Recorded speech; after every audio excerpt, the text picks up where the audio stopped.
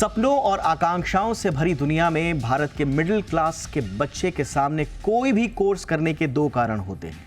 पहला, बेहतर जॉब, और दूसरा, जल्द से जल्द मिलने वाली जॉब।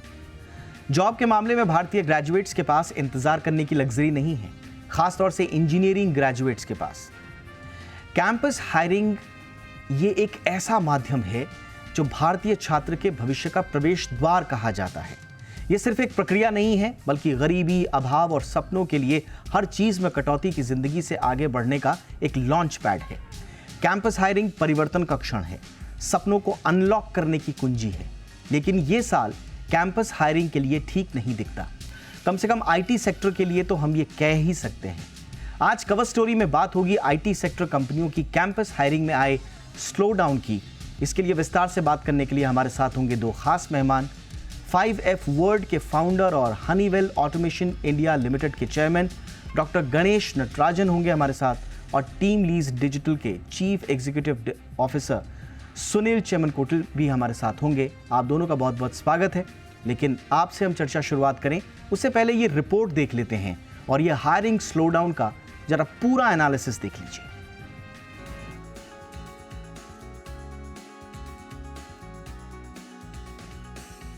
अगर आप या आपका कोई अपना इंजीनियरिंग कर रहा है और इस साल आईटी सेक्टर में करियर शुरू करने के लिए कैंपस सिलेक्शन का इंतजार कर रहा है, तो खबर अच्छी नहीं है। टीम लीज डिजिटल के हालिया सर्वे के मुताबिक इस बार दिग्गज आईटी कंपनियां पिछली बार से करीब 40% कम कैंपस सिलेक्शन करेंगी। टीम लीज के मुताबिक साल 2022-23 में आईटी कंपनियों ने कैंपस सिलेक्शन के जरिए 2,30,000 छात्रों की भर्ती की थी, लेकिन इस बार यानी 2023-24 में ये नंबर सिर्फ 1,55,000 का ही रह सकता है। यही नहीं, दूसरी रिपोर्ट्स की माने तो 2024-25 के लिए भी आईटी कंपनियों ने कोई स्पष्ट हायरिंग प्लान नहीं बनाए, जिससे कैंपस इंटरव्यू सुस्त रह सकते हैं। माना जा रहा है कि जनवरी-मार्च तिमाही के बाद ही कुछ हलचल देखी जा सकती है। सूत्रों की माने तो टीसीएस यानी टाटा कंसल्टेंसी सर्विसेज ने फाइनेंशियल ईयर 2024 में 40,000 भर्तियां करने की बात तो कही है, मगर कंपनी का ये भी मानना है कि नई नियुक्तियों में अभी वक्त लग सकता है। विप्रो ने भी इस फरवरी में ही फ्रेशर भर्तियां कम करने और फ्रेशर पे में 50% कटौती करने की बात कह दी थी, और इन्फोसिस ने तो ऐलान ही कर दिया था कि उनकी इस साल कैंपस हायरिंग की कोई स्थिति नहीं दिखती। बड़ी कंपनियों में सिर्फ HCL टेक ने कैंपस इंटरव्यू जारी रखने की बात कही है, लेकिन उसका भी इस साल का टारगेट सिर्फ 10,000 फ्रेशर्स हैं, जो पिछले साल के 27,000 की फ्रेशर्स हायरिंग से बहुत कम है। एक्सचेंजर ने भी कैंपस हायरिंग को जारी रखने की बात जरूर कही है, लेकिन कंपनी के हाल ही के एक ईमेल में भारत और श्रीलंका के कर्मचारियों की सैलरी हाइक रोकने का ऐलान किया गया था। कम होते कैंपस इंटरव्यू के कारणों की पड़ताल करें तो इसमें कमजोर आर्थिक माहौल और टेक्नोलॉजी सेवाओं की घटती मांग बड़े कारण रहे हैं। इसके अलावा इजराइल हमास युद्ध के छिड़ने से भी माहौल पर असर पड़ता दिख रहा है। सवाल यह है कि कैंपस भर्तियों के स्लो डाउन से आखिर कितना असर पड़ेगा, तो इसके लिए आपको इंजीनियरिंग ग्रेजुएट्स की संख्या और नौकरियों के आंकड़ों पर गौर करना होगा। एक मोटे अनुमान के मुताबिक भारत में हर साल 9 लाख इंजीनियरिंग ग्रेजुएट्स निकलते हैं। इनमें से 2 लाख के करीब आईटी सर्विस सेक्टर में जॉब पाते हैं। इस तरह इन 2 लाख फ्रेशर्स का भविष्य अब अधर में है, और यही बात टेक्निकल संस्थानों की ओर से भी सुनने को मिल रही है। इनका कहना है कि कुछ भारतीय आईटी कंपनियों ने परिसर आकर छात्रों को नौकरी देने के ऑफर की बात तो कही है, मगर किसी ने भी आने का ठोस आश्वासन नहीं दिया है। हाँ, लेकिन इन कंपनियों ने तिमाही दर तिमाही स्थिति की समीक्षा कर हायरिंग पर फैसला लेने की बात जरूर कही है। लिहाजा फ्रेशर्स को कुछ उम्मीद जरूर दिख सकती है, लेकिन ग्लोबल अनिश्चितताएं फिलहाल चिंता के बादल गहरा रही हैं। ब्यूरो रिपोर्ट, जी मीडिया। और मैं चर्चा की शुरुआत सुनील जी आपसे कर रहा हूं। आपसे इसलिए मैं चर्चा की शुरुआत करना चाहता हूं क्योंकि आपका कुछ दिनों पहले का टीम लीज डिजिटल का एक एनालिसिस था जिसमें स्लो डाउन की बात कही गई थी। मैं चाहूंगा थोड़ा सा हमारे दर्शकों के लिए आप थोड़ा और अगर इसको ब्रेक डाउन कर पाएं कि एग्जैक्टली किस तरह का ये स्लो डाउन है। देखिए, सबसे पहले सबको महानवमी की शुभकामनाएं। Thank you sir. Slow down जो है, मैक्रो इकोनॉमिक इंडिकेटर्स बहुत खराब रहने की वजह से स्लो डाउन चल रहा है। अपना कोविड के बाद से ये स्लो डाउन तो जारी ही रहा है, और आईटी खासकर काफ़ी इम्पैक्ट पड़ा है। तो पहले तो आईटी कंपनियों ने अपना यूटिलाइजेशन फैक्टर बढ़ाने की कोशिश की है, जिसका मतलब है कि जो एग्जिस्टिंग एम्प्लॉयज़ है उनको प्रोडक्टिव बनाएंगे। तो वो ऑलरेडी 85-90% पहुंच गए हैं। और नए डील्स जो आ रहे हैं वो नए डील्स टेक्नोलॉजी लेयर्ड डील्स है, जिसमें प्रोडक्टिविटी और एफिशिएंसी की ज़्यादा उम्मीद है, जिसकी वजह से ह्यूमन कैपिटल उतना ज़रूरत नहीं पड़ेगा, जिसका मतलब है कि उतना वर्कफोर्स की ज़रूरत नहीं पड़ेंगे फ्यूचर में, क्योंकि आप सब जानते हैं अभी कन्वर्जेशनल एआई और काफ़ी नए-नए टेक्नोलॉजीज़ हर रोज़ नए आ रहे हैं, तो उसकी वजह से ये सब जो है इम्पैक्ट उनके इनटेक ऑफ फ्रेशर्स में पड़ रहा है, क्योंकि फ्रेशर्स जो है उनको हायर करके वो एक पाइपलाइन के जैसे बिल्ड करते हैं, क्योंकि उनको ट्रेनिंग करना पड़ता है। कम से कम 9 महीने से 12 महीने तक की ट्रेनिंग होती है, उसके बाद उनको डेप्यूट किया जाता है। लेकिन अभी जो हाल है आईटी का, जिसमें विजिबिलिटी नहीं है और हर हर दिन एक नया प्रॉब्लम उभर के आ रहा है, जैसे अभी इज़राइल का वॉर है, उससे पहले इन्फ्लेशन का इश्यू था और फंडिंग का इश्यू था, एंड आपका यूक्रेन वॉर था। इन सब की वजह से कोई भी क्लियर विजिबिलिटी नहीं दे पा रहे। आईटी स्पेंड जो है ओवरऑल सब कंपनियों में बहुत कम हो गया है। डिस्क्रिशनरी स्पेंड तो बिल्कुल ही बंद हो गया, और बाकी जो लॉन्ग टर्म स्पेंड है उसमें भी काफ़ी कटौती हुई है, जिसकी वजह से आईटी सर्विसेज कंपनीज़ थोड़ा कॉशियस है। वो इमीडिएटली लोगों को भर्ती नहीं करना चाहते, इसलिए ये इम्पैक्ट आया है। All right. देखिए, इसमें दिलचस्प ये है कि कोविड के बाद जिस तरह से हायरिंग हुई थी फाइनेंशियल ईयर 2022 में, उससे ये लग रहा था कि अगर ये मोमेंटम आगे अगर अच्छा रहा तो फिर फ्रेशर्स के लिए अच्छे मौके आ भी सकते हैं। और हमने बहुत सारी रिपोर्ट्स पर टीम लीड्स के साथ बात भी की थी, सुनील जी के साथ भी हमारी इसमें स्पेशल बात हुई थी। लेकिन अब थोड़ा सा एक अलग रूप हमें दिख रहा है। डॉक्टर नटराजन, आपका एनालिसिस इस वक्त क्या कह रहा है सर? फ्रेशर जॉब्स, मैं ओवरऑल जॉब्स की बात नहीं कर रहा हूँ, मैं फ्रेशर्स की ही बात कर रहा हूँ फिलहाल, और उसमें भी कैंपस इंटरव्यू, ये जो स्लो डाउन है, इस पर आपका एनालिसिस इस वक्त क्या है सर? नहीं, एनालिसिस तो जैसे सुनील जी ने कहा था, अभी ये पूरा जो आईटी सर्विसेज इंडस्ट्री है वो जरूर एक नाजुक दौर से गुजर रहा है।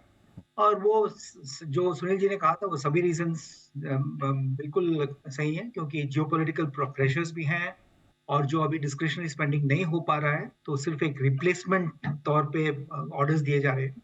तो इसको आप देखें तो तीन चीजें आप ध्यान में रखिए। एक तो डिमांड का माहौल बहुत ही खराब है, और मेरे ख्याल से वो सुधरने वाला नहीं है। 3 से 5% डिमांड रहेगी increase for the next 18 months, ये नहीं कि 6 महीना में खत्म हो जाएगा। दूसरी बात यह है कि जो कॉस्ट रिडक्शन तो करना ही पड़ेगा, क्योंकि अगर रेवेन्यू नहीं है तो इंक्रीमेंट्स होल्ड अप हो जाएंगी, और जो सीनियर टैलेंट है उनको जूनियर टैलेंट से रिप्लेस किया जा सकता है।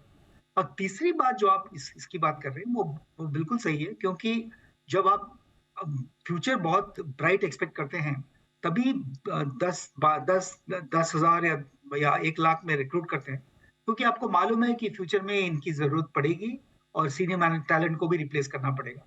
मगर अभी जो कंप्लीटली अनसर्टन है, तो उसके कारण लोग ये सोच रहे हैं कि अभी कोई जरूरत नहीं है, और शायद जनवरी फरवरी में जाके कैंपस में रिक्रूट करेंगे। और आपको तो मालूम ही है कि अभी 40% से अधिक इंजीनियर्स को नौकरी मिलने की मुश्किल हो रही है। तो वो एक बहुत नाजुक स्थिति है इस कंट्री के लिए, क्योंकि हमें तो जॉब्स चाहिए, मगर जॉब्स जो बिगेस्ट सेक्टर थी जो रिक्रूट कर रही थी, आईटी सेक्टर, वो अभी रिक्रूट नहीं कर पाएगी। और मेरे ख्याल से ये इसका कोई हल जल्दी से निकलने वाला नहीं है, क्योंकि अभी ये तो मिडल ईस्ट का प्रॉब्लम चलते रहेगा, यूक्रेन का कोई हल नहीं दिखाई दे रहा है, और इसके कारण ये पूरा मुझे लगता है कि रिसेशन की ओर बढ़ रहे हैं हम, और शायद 2024 में रिसेशन भी हो जाएगा। Absolutely. तो अभी तो जो ग्रेजुएट कर रहे हैं उनके लिए एक मुश्किल टाइम जरूर है। डॉक्टर नटराजन, मैं आपके कॉलेज डेज में जाना चाहता हूँ सर। आपका भी इंजीनियरिंग का बैकग्राउंड रहा है, आप एक बहुत ब्राइट स्टूडेंट रहे हैं। एक कैंपस इंटरव्यू में जब इस तरह के स्लो डाउन्स आते हैं, हम उम्मीद कर रहे हैं कि बहुत जल्दी ये स्थितियाँ ठीक होंगी, लेकिन अगर आपके पास आउट होने के टाइम पर इस तरह के स्लो डाउन्स आ जाएं, एक जो फ्रेशर होता है जो बिल्कुल तैयारी कर रहा होता है कि कैंपस आएगा और मेरे लिए एक स्मूथ ट्रांजिशन बन जाएगा, हो सकता है कैंपस ना भी हो तो उसे जॉब मिल जाए, बट कैंपस अगर होता है तो उसे लगता है कि इक्वल अपॉर्चुनिटी मुझे मिली, एक स्मूथ ट्रांजिशन मुझे मिला, और एक कैंपस के अंदर जो कॉन्फिडेंस होता है उसका अलग लेवल होता है। तो ये इस तरह की जो खबरें आती हैं स्लो डाउन वगैरह की, वो उस समय साइकोलॉजिकली एक ग्रेजुएट को क्या प्रभावित करती है सर? नहीं, साइकोलॉजिकली तो बहुत बहुत ही प्रभावित करती है। और हमारी एक कंपनी है ग्लोबल टैलेंट ट्रैक, जो हायर ट्रेन डिप्लॉय करती है, मतलब कि छोटे छोटे कैंपसेस में जाके उनको किस तरह से ट्रेनिंग दी जाए कि बड़े बड़े कंपनियों में जैसे कैपजेमिनी हो या इन्फोसिस हो कैसे नौकरी पाई जाए। और ये बहुत सक्सेसफुल बिजनेस है हमारे लिए पिछले 12 साल से। मगर अगर ये साल देखें तो या अब आप छोटे कैंपस को तो छोड़िए, बड़े कैंपसेस में भी टॉप 20% के बाद लोगों को ये डर है कि हमें नौकरी मिलेगी या नहीं मिलेगी। तो ये बहुत ही खतरनाक हालत है at this point of time. और हम सिर्फ उम्मीद कर सकते हैं कि किसी न किसी सेक्टर में, खास करके आईटी सर्विसेज में, माहौल बदलेगा, जियोपॉलिटिकल सिचुएशन बदलेगा, लोग जो जो हमारे बड़े कंपनीज हैं डिमांड जो लाती हैं, उनका जो आउटलुक है वो बढ़ेगा। और इसके लिए टाइम लगता है, एक टाइम लैग है कि आपके कस्टमर को अच्छा माहौल दिखे, उसके बाद आपकी इंडस्ट्री को दिखे, उसके बाद कैंपसेस में आए। तो मैं ये नहीं कह सकता हूँ कि ये अच्छा साल है पास आउट करने के लिए, मगर जो लोग पास आउट कर ही रहे हैं उनको बिल्कुल ज्यादा जोर लगानी पड़ेगी कि अगर एक भी नौकरी मिल जाए, छोटी कंपनी हो या बड़ी कंपनी हो, ले लें। और उसके बाद जब माहौल सुधरेगा, उसके बाद वो बड़े कंपनी को भी कोशिश कर सकते हैं। एब्सोल्युटली। सुनील जी, आपसे पहले भी इस बारे में बात हुई है। प्रॉब्लम ये है इंडियन ग्रेजुएट्स के साथ कि एक तो अनएम्प्लॉयबिलिटी का इशू है, दे आर नॉट एम्प्लॉयबल, और दूसरा जो लोग एम्प्लॉयबल भी हैं उनका भी हायरिंग में अगर स्लो डाउन आ जाए तो ये ग्रेजुएट्स के लिए आपके आकलन में अभी कितना मुश्किल दौर है। और जैसा डॉक्टर नटराजन कह रहे हैं कि अभी मुश्किल दौर तो है, लेकिन ये कब तक मुश्किलात रहेंगी? देखिए, ये तो बिल्कुल मुश्किल दौरान है। और एक चीज मैं ये कहना चाहता हूँ कि ये कब तक रहेगा वो अभी हम विजिबिलिटी नहीं दे सकते, क्योंकि हर दिन नया प्रॉब्लम्स खड़ा हो रहा है, कुछ ना कुछ होते रह रहा है, क्योंकि एक जो इंडिकेटर्स है अच्छे नहीं है। तो मेरा सलाह है ग्रेजुएट्स के लिए कि हिम्मत रखे और फिक्सेट करके कोई भी कंपनी में ही चाहिए बोल के फिक्सेट करके मत रहिए। जो भी आपको नौकरी मिलती है वो उसमें आप ज्वाइन हो जाना चाहिए। अभी काफी हद तक हमने कैंपसेस में देखा है कि वो बड़े-बड़े जो आईटी सर्विसेज कंपनीज है उसमें जाने की उम्मीद में रहते हैं, और उनका ये भी सोचना है कि एक बार वहाँ पहुंच गए तो फिर यूएस भी जा सकते हैं और एक स्टेटस सिंबल भी हो जाता है। लेकिन अभी ये इस हालत में काफी इंडस्ट्रीज अदर देन आईटी भी हायरिंग करने की उम्मीद है, जैसे बीएफएसआई है, लॉजिस्टिक्स है और ई कॉमर्स है। इन सब सेक्टरों में भी हायरिंग हो रही है। जैसे आप अगर ओवरऑल आंकड़े देखते हैं तो जो 15 लाख हर साल इंजीनियरिंग ग्रेजुएट्स पास आउट होते हैं, कोई कहता है 9 लाख, लेकिन कोई 15 लाख, हमारे एस्टिमेट के हिसाब से 15 लाख ग्रेजुएट्स पास आउट होते हैं। उसमें से 35 to 40% ही कैंपस हायरिंग के दौरान नौकरियां मिलते हैं। बाकी जो है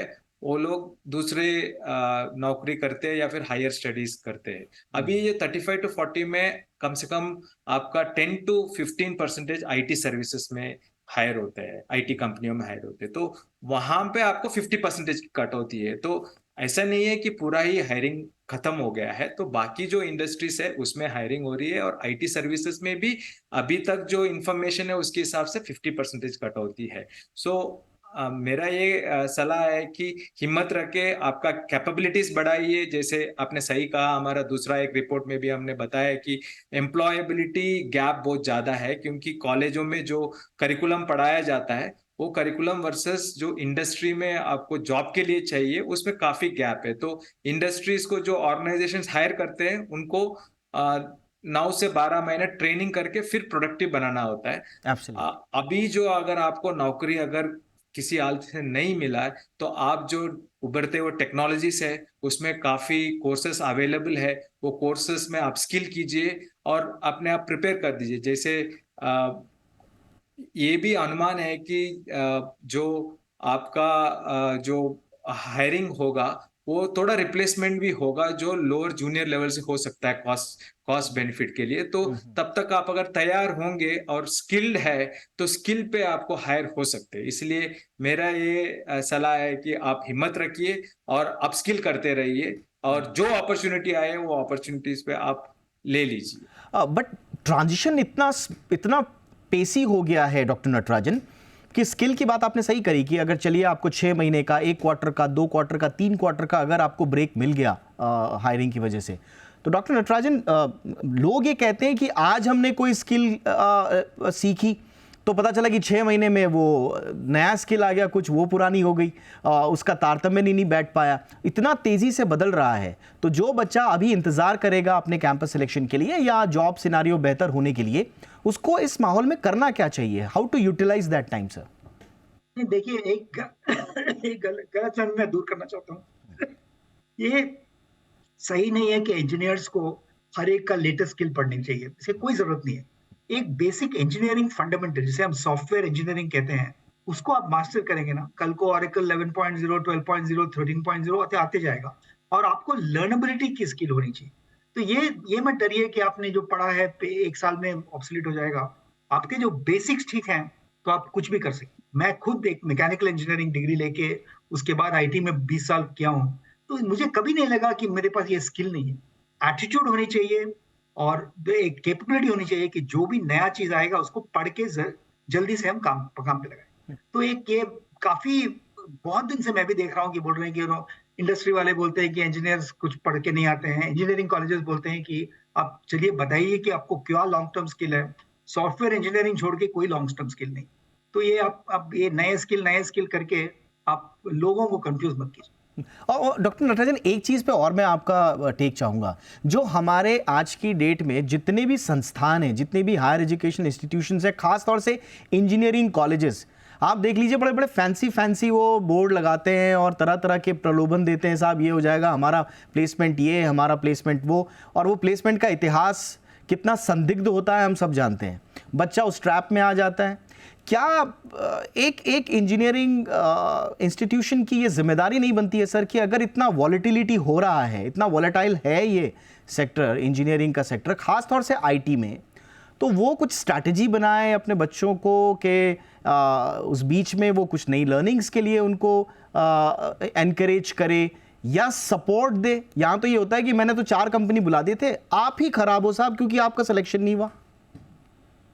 नहीं, वो तो आपको, हम सबको मालूम है कि हमारे जो काफी इंजीनियरिंग कॉलेजेस हैं उनमें पढ़ाई तो ठीक से करते ही नहीं है और काउंसलिंग भी ठीक से नहीं करते। तो ये तो आपने एक बड़ी समस्या की बात की है कि किस तरह से इंजीनियरिंग कॉलेजेस खोले जाते हैं, किस तरह से लोगों को एडमिट किया जाता है। तो ये हमें अलग से देखना चाहिए। मगर इतना ही है कि जो इंजीनियर है, चाहे वो IIT बॉम्बे में पढ़ रहा हो या मेरे इंस्टीट्यूट बिरला इंस्टीट्यूट टेक्नोलॉजी में पढ़ा हो, उनको एक मैच्योरिटी होनी चाहिए कि मैं अच्छा से पढूं, मैं अपनी कैपेबिलिटी बढ़ाऊं, और उसके बाद मुझे ये कॉन्फिडेंस, ये काबिलियत होगी कि मैं कोई भी स्किल, कोई भी नौकरी ढूंढने के लिए तैयार हूं। मैं कह रहा था, क्या मैकेनिकल इंजीनियरिंग हो या इलेक्ट्रॉनिक्स हो, आपकी जो बेसिक सेल्फ कॉन्फिडेंस हो ना, तो आप खुद समझ सकेंगे कि किस तरह से करियर सक्सेस हो। बिल्कुल। तो आप ये इंस्टीट्यूशन पे मत छोड़िए, नहीं होने वाला। एब्सोल्युटली सर, और ये इतना बड़ा इशू है ना, इतना मैं चाहूँगा कभी इस पर बात हो, क्योंकि बहुत सारे हमने शोज़ भी किए हैं इस पर, सुनील जी भी रहे हैं हमारे साथ, आप भी मेरे साथ रहे हैं सर। और एक बात आती है कि प्लेसमेंट ऑडिट होना चाहिए या नहीं, ये एक ऐसा सवाल है जो हर जगह से जुड़ता है इंजीनियरिंग कॉलेजेस का, और किस रूप में हुआ क्योंकि ये एक आम बच्चे की गाड़ी कमाई का मसला है सर, एक मिडिल क्लास का, जो हमने ओपनिंग में कहा ना कि वो उसके लिए एक ऐसा फेज़ है, वो एक परिवर्तन का क्षण है उसके लिए। तो ये यहाँ पर जहाँ पॉइंट्स हम जो डॉट्स हम कनेक्ट कर सकते हैं, हमें करना चाहिए। बहरहाल आज की चर्चा बहुत अच्छी रही सर, आपने एक अच्छा आउटलुक दिया। थोड़ा सा अनसर्टेन तो है माहौल, लेकिन इस बीच क्या करना चाहिए, ऑप्शंस क्या है, ये बताने के लिए बहुत बहुत शुक्रिया doctor Ganesh Natarajan, thank you so much, आपने वक्त निकाला हमारे लिए सर। सुनील चेमल कोटिल सर, आपने भी वक्त निकाला हमारे लिए, thank you so much sir.